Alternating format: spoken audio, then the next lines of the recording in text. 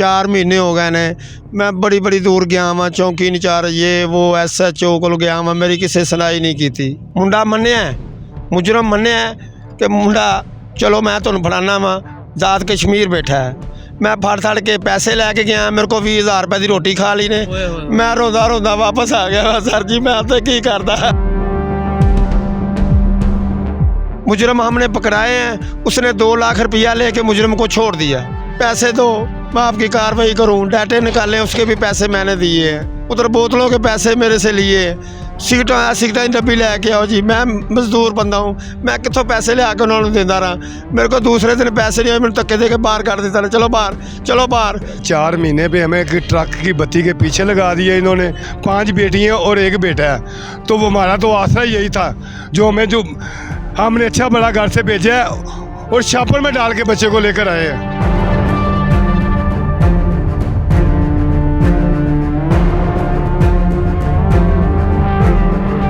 अस्सलाम वालेकुम, news alert से मैं हूं आपका मेज़बान राना मुबीन। नाज़रीन, 5 बहनों का एकलौता भाई शहबाज जो मोटरवे पुलिस में काम करता था, चंद माह पहले जो है वो अगवा होता है और अगवा के बाद पता चलता है कि उसका मर्डर हो गया है। लेकिन लाश जब मिलती है तो लाश मुकम्मल नहीं मिलती, उसकी हड्डियां मिलती हैं। उनके लवाहिकीन, रिश्तेदार और मोहल्लेदार यहाँ पे मौजूद हैं और सिरापा एहतजाज हैं कि अभी तक जो है हमारे मुलजिम जो है वो नहीं पकड़े गए और अभी तक शहबाज को जो है वो इंसाफ नहीं मिला।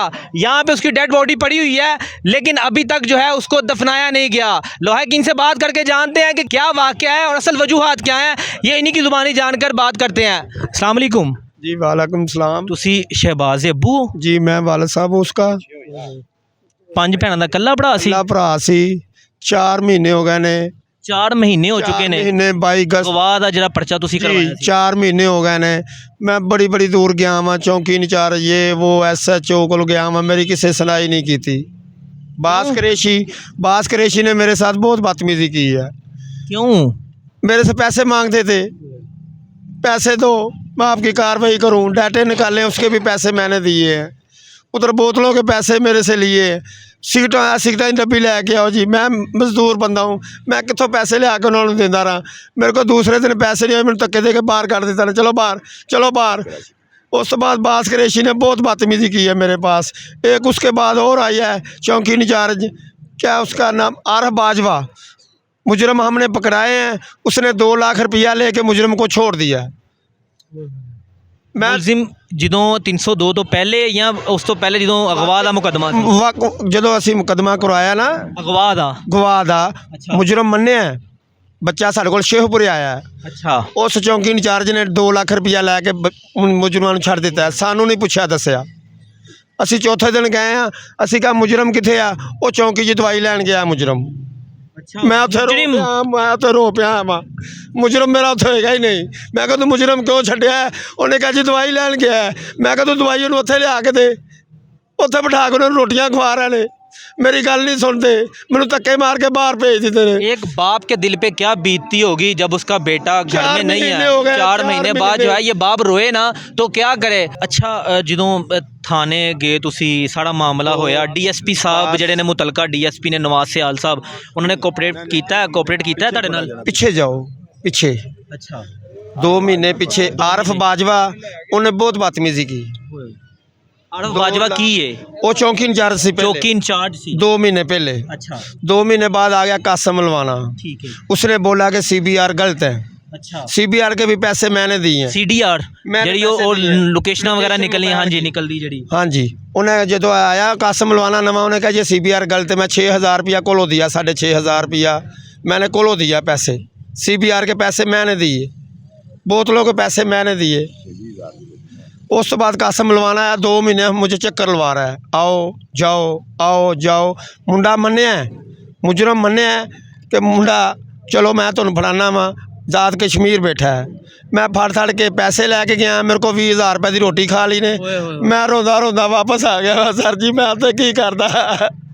ਮੈਨੂੰ 20,000 ਰੁਪਏ ਦਿੱਤੀ ਉੱਥੇ ਕਾਸਮ ਲਵਾਣੇ ਤੇ ਮੈਂ ਮਗਰ ਚੱਕਰ ਲਾਉਂਦਾ ਰਿਹਾ ਮੈਨੂੰ ਕਹਿੰਦਾ ਤੂੰ ਕੌਣ ਬੋਲਣਾ ਪਿਆ ਹੈ ਔਰ ਮੈਂ ਕਿਹਾ ਤੂੰ ਮੈਨੂੰ ਭੁੱਲ ਗਿਆ ਮੈਂ ਤਾਂ ਸ਼ਬਾਜ਼ ਸਾਬੂ ਬੋਲਣਾ ਪਿਆ ਮੈਂ ਆਪਣੀ ਅੱਟ ਫੜ ਕੇ ਸਿਰ 'ਚ ਮਾਰਨ ਲੱਗਾ ਮੈਨੂੰ ਬੰਦਿਆਂ ਫੜ ਲਿਆ ਕਹਿੰਦਾ ਤੂੰ ਕੌਣ ਬੋਲਣਾ ਪਿਆ ਹੈ ਮੈਂ ਕਿਹਾ ਤੂੰ ਮੈਨੂੰ ਭੁੱਲ ਗਿਆ ਮੇਰੇ ਪੁੱਤਰ ਨੂੰ ਭੁੱਲ ਗਿਆ ਉੱਥੇ ਮੈਂ ਜਦੋਂ ਕਿਹਾ 20,000 ਰੁਪਏ ਦੀ ਰੋਟੀ ਖਾ ਕੇ ਮੈਨੂੰ ਧੱਕੇ ਦੇ ਕੇ ਬਾਹਰ ਕੱਢ ਦਿੱਤਾ ਨੇ ਚੱਲ 20,000 ਰੁਪਏ ਦੀ ਰੋਟੀ ਖਾਧੀ ਮੈਂ ਕਿਸੇ ਕੋਲ ਪੈਸੇ ਫੜ ਕੇ ਲਿਆ ਮੈਂ ਮਜ਼ਦੂਰ ਬੰਦਾ ਵਾ ਉਸ ਤੋਂ ਬਾਅਦ ਅੱਜ ਕੱਲ੍ਹ ਤਲਾਬ ਕਾਸਮ ਮਲਵਾਣੇ ਨੇ ਮੈਨੂੰ ਦਿੱਤੀ ਹੈ ਕਿ ਆਓ ਜੀ ਆ ਕੁਛ ਚੌਂਕੀ ਇੱਥੇ ਮੈਂ ਉਸ ਤੋਂ ਬਾਅਦ ਗਿਆ ਮੈਂ 4 दिन नवाज सियाल भाई को DSP ने हाँ जी उसने मेरा 4 दिनों में कुछ ना कुछ मेरा हल किया है कल उसने चौंकी इंचार्ज ने मुझे 10:30 बजे 10:15 बजे कॉल किया यार इधर मोटरवे है ये कुछ सामान पड़ा है जब उधर गए उधर मोटरवे वाले कह रहे हैं ये तो सामान इधर हम रोज़ खड़े होते हैं ये तो सामान आज आया है परसों साल नवाज से पास गए हैं मुजरम उसने पेश नहीं कराया कासम मलवाने ने रातों रात पता नहीं कहाँ से लेके आए हैं वो हड्डियाँ पड़ी हैं तो मेरे बच्चे के कपड़े को और एक जुत्ती का मिला है कासम मलवाने ने मैंने बुलाया 10:30 बजे उत्थे जाके मैं जो अपने बच्चे के कपड़े वेखे ने मैं कहे ताज़ियाँ पईयां ने कितों लिया के इत्थे सुट दित्तियां जे अगों कहंदा चल जा जो कहते हो जा जो मर्जी कर लै जो मर्जी कर लै तू की कर सकना मेरा और मैं कहा सर जी मैं मजलूम हाँ 4 महीने हो गए तेरे मगर लगा वा कहना जो होंदा ही मैनूं कर लै मैं तो इंज करना ही उतों फिर नस गया कासम मलवाना उत्थे बदतमीजी की मैंने चंडा मारन तिकर आया मेरे गिरेबान तो फड़न लगा चाचू हम चाचू हैं आप जी भतीजा था आपका जी ये रवैया जो हमारे साथ इन्होंने किया है 4 महीने पे हमें एक ट्रक की बत्ती के पीछे लगा दिया इन्होंने भाई हमारा जाता रहा है ये ला दो बोतल ला दो रोटी ला दो ये 1,000 रुपये का डेली मजदूर आदमी है 1,000 रुपये इसकी दिहाड़ी है जिधर ये काम करता है 4-5 बेटियाँ और एक बेटा है तो वो हमारा तो आसरा यही था जो हमें जो हमने अच्छा बड़ा घर से भेजा है और छापर में डाल के बच्चे को लेकर आए हैं ये इंसानियत है ये पंजाब क्या कर रहे हैं अब मुतालबा क्या कर रहे हैं हम ये कर रहे हैं हमें इंसाफ चाहिए जब तक मुलजिम पुलिस की जानिब से पता चला कि आपके मुलजिम पकड़े गए हैं अगर हमारे मुजरिम पकड़े गए हैं हमारे सामने लाकर उसको तो फिर हम इसके बच्चे को गुस्ल दे के इसको तो फिर दफन करेंगे अगर 4 महीने हमें अगर जलील होना पड़ा है हम 4 महीने और बच्चों की हड्डियों लेकर ये रास्ते पे बैठेंगे जब तक हमें इंसाफ नहीं मिलेगा हम इसको दफन नहीं करेंगे 5 बहनों का एकलौता भाई शहबाज जो मोटरवे पुलिस में काम करता था चंद माह पहले जो है वो अगवा होता है और अगवा के बाद पता चलता है कि उसका मर्डर हो गया है लेकिन लाश जब मिलती है तो लाश मुकम्मल नहीं मिलती उसकी हड्डियां मिलती हैं उनके लवाहिकीन रिश्तेदार और मोहल्लेदार यहाँ पे मौजूद हैं और सिरापा एहतजाज हैं कि अभी तक जो है हमें हमारे मुलजिम जो है वो नहीं पकड़े गए और अभी तक शहबाज को जो है वो इंसाफ नहीं मिला यहाँ पे उसकी डेड बॉडी पड़ी हुई है लेकिन अभी तक जो है उसको दफनाया नहीं गया वो इंसाफ वाली जो बातें थी वो सिर्फ हवा में उड़ाने वाली बातें ही रह गई कहाँ गया इंसाफ वीडियो को ज़्यादा शेयर कीजिएगा ताकि इस फैमिली को जो है वो इंसाफ मिल सके। इससे अपने मेज़बान को इजाज़त दीजिए देखिए अल्लाह हाफिज़।